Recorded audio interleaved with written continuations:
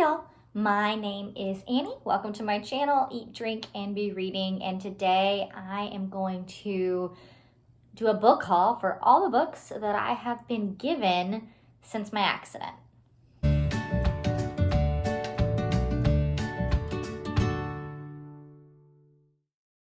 Okay, so what I've learned is that when you are a reader, people gift you books sometimes.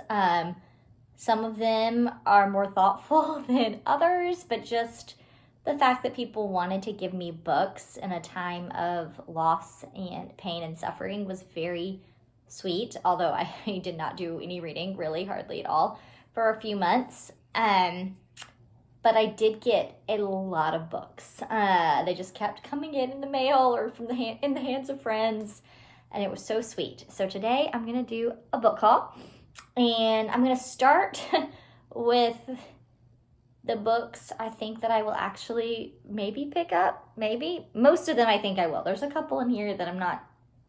We'll just see how things go. And then there's a few that I probably will never read.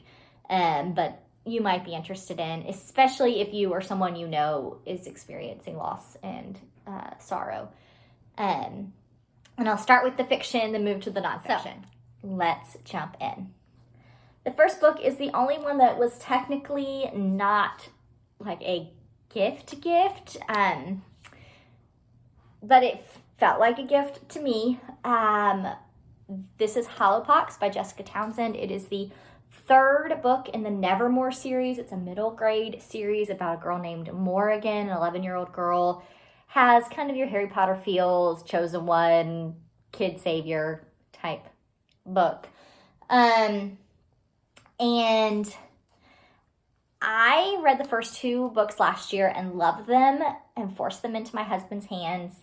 He loved them so much that as soon as he finished the second one, as soon as he finished the second one, he pre-ordered the third book, and it came, I can't remember if it was while I was in the hospital or after I got home, but it came after he passed away.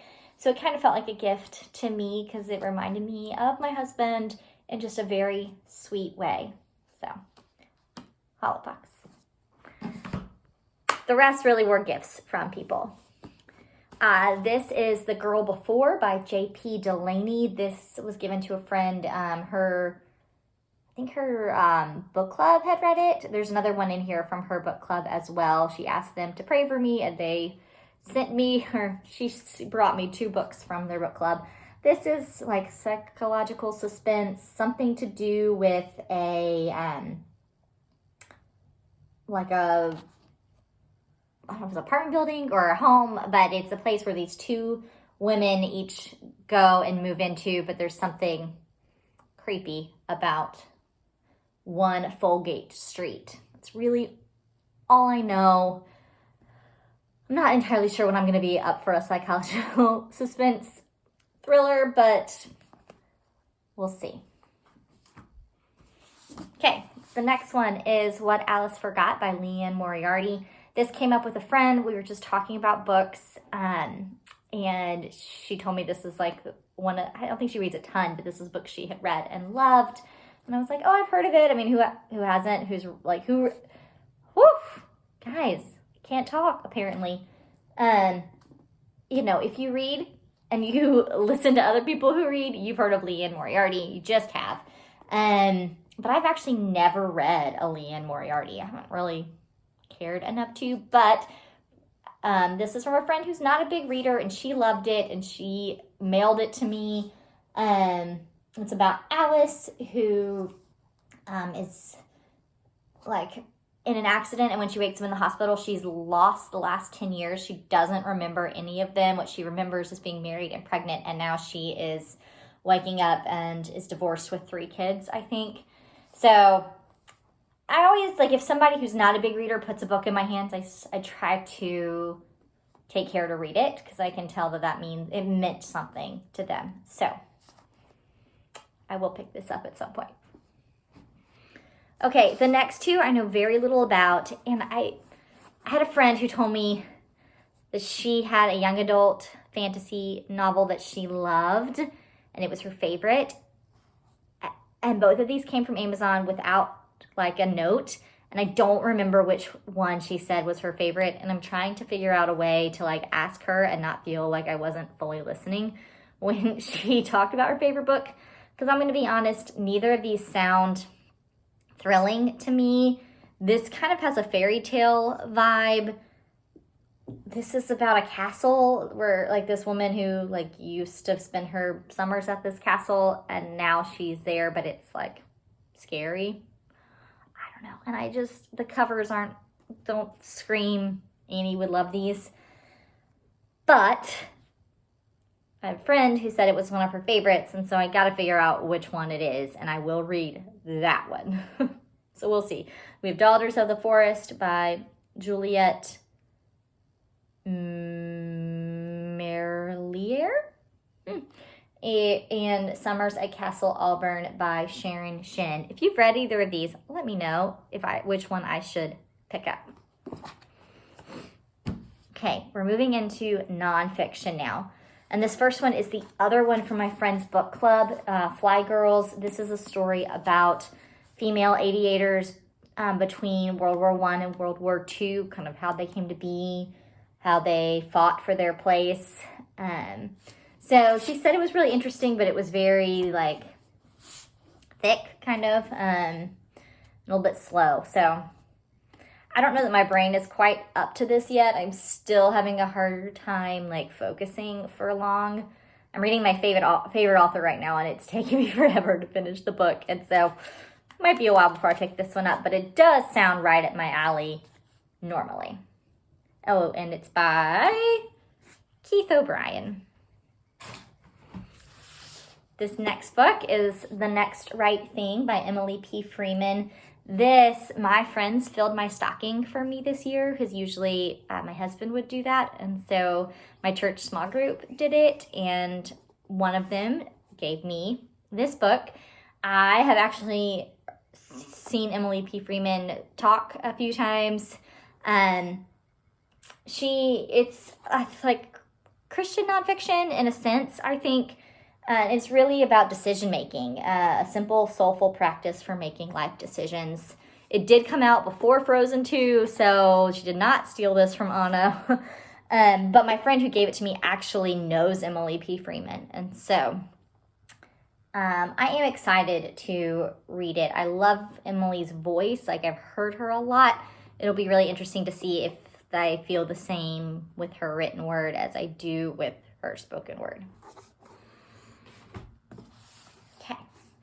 Next is You Are Never Alone by Max Lucado.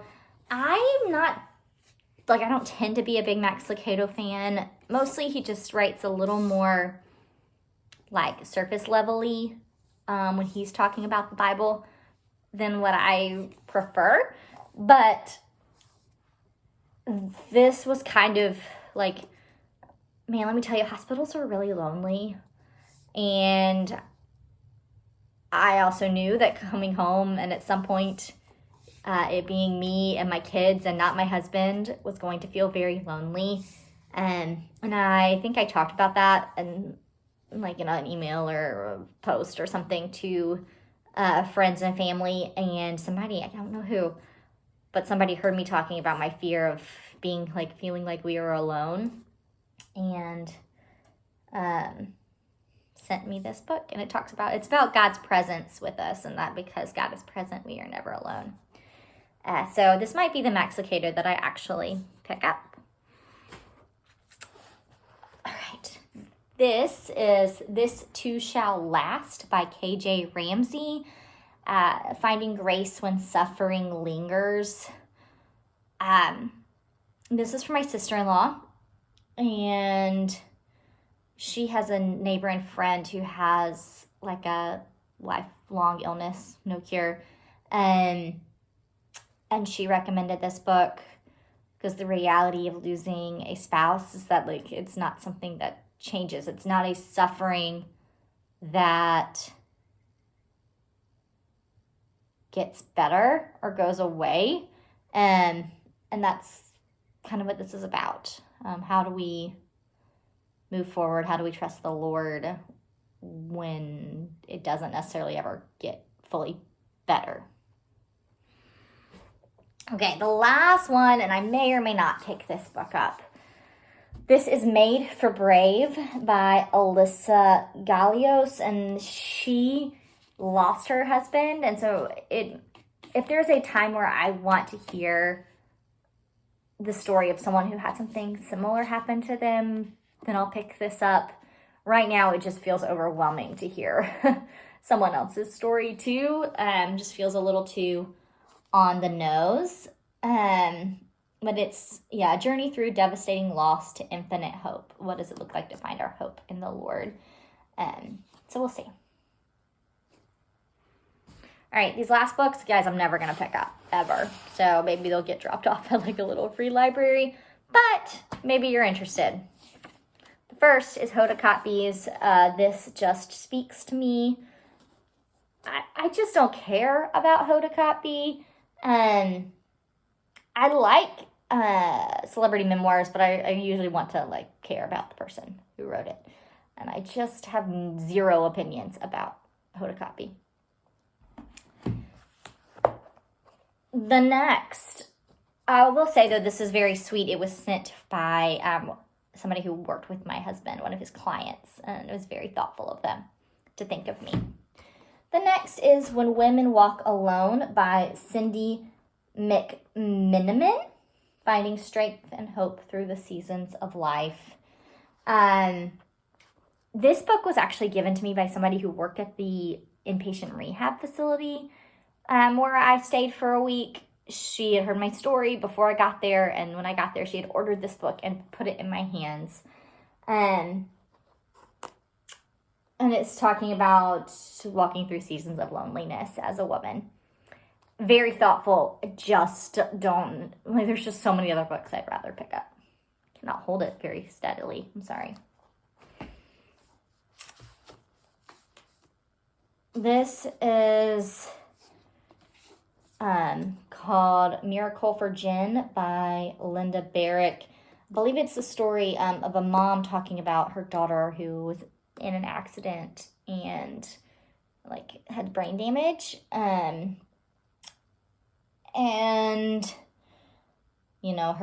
What does it look like to walk with the Lord through that?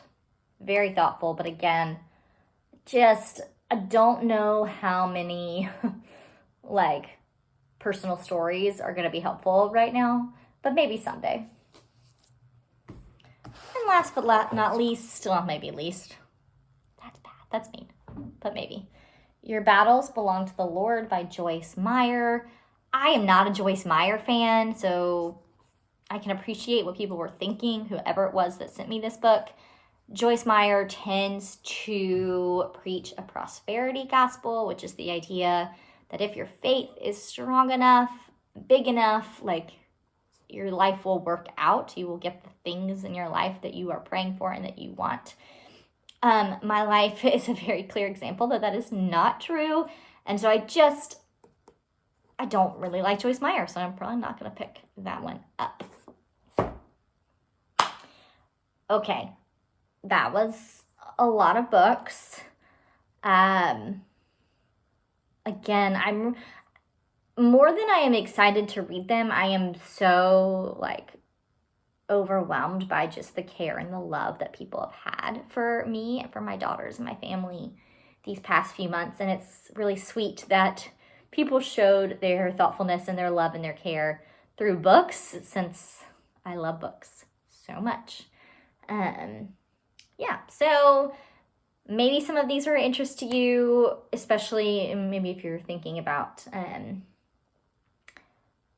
somebody you know who is struggling with something. Maybe one of these titles stood out.